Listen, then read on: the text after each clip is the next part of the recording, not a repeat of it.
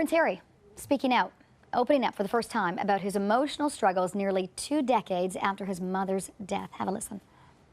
I can safely say that losing my mum at the age of 12 and therefore shutting down all of my emotions for the last 20 years has had a quite serious effect on not only my personal life but also my work as well.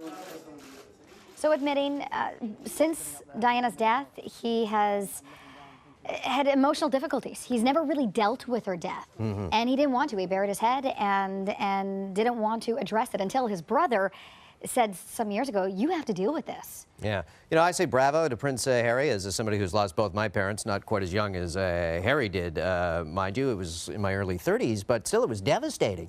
I mean, literally it took years. I mean, you never really get over losing your parents, but it took years to deal with that, quite frankly.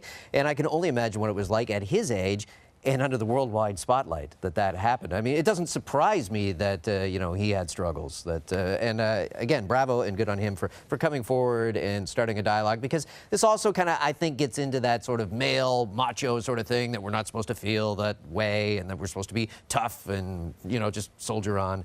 But that's not the way. Yeah. And now he's living proof that, you know, for 20 years he struggled and he was emotionally detached because of that, because he didn't deal with it initially. And I remember watching Diana's funeral and watching a young William and Harry beside their mother's casket. Oh, who could forget that with the mummy on the letter? Yes, yeah. and thinking, you know, they live in this fishbowl.